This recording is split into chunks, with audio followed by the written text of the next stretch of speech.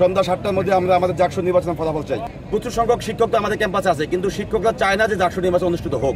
কেউ যদি জাকসুর ফলাফল স্থগিত করার কোনো দুঃসাহস দেখিয়ে থাকে তাহলে তার পরিণাম কিন্তু কিছুই ভালো হবে না। ব্যালট পেপার রিডার যে মেশিন এবং ওএমআরসি যেখান থেকে আনা হয়েছে সেটি নাকি একটি জামাতের কোনো ব্যক্তির প্রতিষ্ঠান থেকে আনা হয়েছে। তো বাংলাদেশের রাজনৈতিক বাস্তবতায় সকল প্রতিষ্ঠান হয়তো বিএনপি নয়তো জামাতের অনুসরণ করে ম্যানুয়াল পদ্ধতি অনুসরণেই যাতে আমাদের কেন্দ্রীয় সংসদের ফলাফলটি আজকে সন্ধ্যা 7টার মধ্যে ঘোষণা করে। যদি সন্ধ্যা 7টার মধ্যে আজকে ফলাফল ঘোষণা না করে তাহলে আমরা মনে করব যে জাকসুকে স্থগিত করার জন্য এবং জাকসু 33 বছর পর শিক্ষার্থীরা যে অধিকার পেতে যাচ্ছিল সেই অধিকারকে বঞ্চিত করার জন্য একটি বিশেষ গোষ্ঠী সেখানে কাজ করে যাচ্ছে। আমরা পরিষ্কার ভাষায় তাদেরকে হুঁশিয়ারি করে দিচ্ছি, কেউ যদি জাকসুর ফলাফল স্থগিত করার কোনো দুঃসাহস দেখিয়ে থাকে তাহলে তার পরিণাম কিন্তু কিছুই ভালো হবে না। সুতরাং যে কোনো মূল্যে সন্ধ্যা 7টার মধ্যে আমরা আমাদের জাকসু নির্বাচনের ফলাফল চাই। জিতু ভাই, একটা কথা আমি বলতে চাই, সেটা হচ্ছে দুপুর নাগাদ আমরা যতটুকু জেনেছি কোনো এক নির্বাচন কমিশনের কর্মকর্তা জানিয়েছেন যে এটা 8:30 বা এর চেয়ে বেশি সময় লাগতে পারে, যেখানে হল সংসদের ক্ষেত্রে 2টার সময় দেওয়া ছিল, 2টার মধ্যে শেষ করার কথা। এই কিছুক্ষণ হলো হল সংসদ শেষ হয়েছে, এখন ছাত্র সংসদ। তো এটাকে আপনি যে 7টার কথা বলছেন সেটা কি 7টার মধ্যে করা সম্ভব কিনা? দেখেন, মাত্র 8,000 মাত্র ভোট আমাদের কাস্ট হয়েছে, সেখানে তারা যে 3টি বা 4টি টেবিলের মাধ্যমে ভোট গণনা করছে। আমরা বলেছি সেখানে দরকার হলে 8টি করুক বা 8টি জায়গায় 16টি করুক। প্রচুর সংখ্যক শিক্ষক তো আমাদের ক্যাম্পাসে আছে, কিন্তু শিক্ষকরা চায় না যে জাকসু নির্বাচন অনুষ্ঠিত হোক। যদি তারা জাকসু নির্বাচন অনুষ্ঠিত হওয়ার জন্য আন্তরিকতার সাথে চেষ্টা করতেন তাহলে গতকাল রাতের মধ্যে কিন্তু আমরা ফলাফল পেয়ে যেতাম। আমরা দেখেছি যে শিক্ষকরা চাচ্ছে না বিদায়, কিন্তু তারা এখানে আন্তরিকতার সাথে জাকসুর যে ভোট গণনা সেখানে কিন্তু তারা কোনো রকম হেল্প করছেন না। সুতরাং আমরা চাই যে পোলিং এজেন্টের সংখ্যা বৃদ্ধি করে যে সময়টি এখানে আছে সে সময়ের মধ্যেই ফলাফল ঘোষণা করা সম্ভব।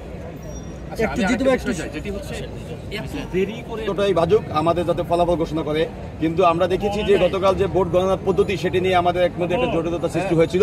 আমরা চেয়েছিলাম যে আধুনিক যুগে এসেও যদি আমরা সেই মানদাতার আমলের ম্যানুয়াল পদ্ধতি অনুসরণ করে ভোট গণনা করি সেটা অনেক সময় সাপেক্ষ ব্যাপার ছিল, কিন্তু আমাদের যে ব্যালট পেপারটি যেভাবে নির্মিত হয়েছে বা যেভাবে তৈরি করা হয়েছে সেটা কিন্তু কিছুতেই ম্যানুয়াল পদ্ধতি অনুসরণ করে ভোট গণনার মতো উপযোগী না।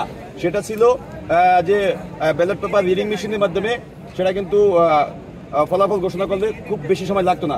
কিন্তু আমরা দেখেছি বাংলাদেশ জাতীয়তাবাদী ছাত্রদল সমর্থিত যে প্যানেলটি আছে এবং কয়েকটি বামপন্থী সংগঠন তাদের যেই সমর্থিত যে প্যানেল আছে সেই প্যানেলে তারা বলেছে যে ব্যালট পেপার রিডার যে মেশিন এবং ওএমআরসি যেখান থেকে আনা হয়েছে সেটি নাকি একটি জামাতের কোনো ব্যক্তির প্রতিষ্ঠান থেকে আনা হয়েছে। তো বাংলাদেশের রাজনৈতিক বাস্তবতায় সকল প্রতিষ্ঠান হয়তো বিএনপি নয়তো জামাতের। তো আমি মনে করি যে জিনিসগুলো এখানে আনা হয়েছে সেগুলো রক্ষণাবেক্ষণ এবং সেগুলো কাজ করবে কিন্তু মূলত বিশ্ববিদ্যালয় প্রশাসন এবং আমার নির্বাচন কমিশন। তো এর মাধ্যমে কিন্তু নির্বাচন প্রভাবিত হওয়া বা ভোট কারচুপি হওয়ার কোনো সম্ভাবনা ছিল না, কিন্তু তাদের বেটো দেওয়ার ফলে কিন্তু নির্বাচনটা ম্যানুয়াল পদ্ধতিতে চলে গেছে। তো যেরকম আমাদের ব্যালট পেপারটি আছে সেটি হলো ম্যানুয়াল পদ্ধতি অনুসরণ করে ফলাফল ঘোষণা করার জন্য অনেক জটিল একটি প্রসেস, এবং আমরা দেখেছি যে মাত্র কয়েকজন শিক্ষকের উপরে গতকাল থেকে খুব প্রেশার যাচ্ছে। তো আমরা জানিয়েছিলাম যে পোলিং এজেন্টের সংখ্যা বৃদ্ধি করা হোক এবং যাতে আজকের মধ্যে যাতে আমাদের ফলাফলটি ঘোষণা করা হোক। তারা বারবার নির্বাচনের ফলাফল ঘোষণার ব্যাপারে সময় পিছাচ্ছেন। গতকাল বলেছেন রাতের মধ্যে ঘোষণা করবেন, এই ভোটগুলো যাতে একই পদ্ধতি অনুসরণ করে গণনা করা হোক।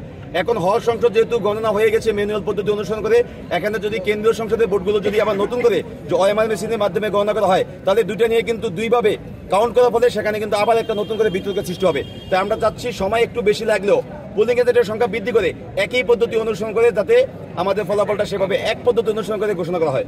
জাকসুটা বাস্তবায়িত হোক এবং তারা জাকসু বাস্তবায়নের সেই শুরু থেকেই তারা জাকসু যাতে বাস্তবায়িত না হয় তার জন্য বিভিন্ন কূট কৌশল বিভিন্ন চেলেছেন, কিন্তু তারা কিছুতেই সফল হয়নি এবং সফল না হয়ে সর্বশেষ পর্যায়ে এসে তারা আসলে এই ধরনের বাস্তবতার দিকে যাচ্ছেন, কিন্তু তাদের সেই স্বপ্ন কিছুতেই বাস্তবায়িত হবে না।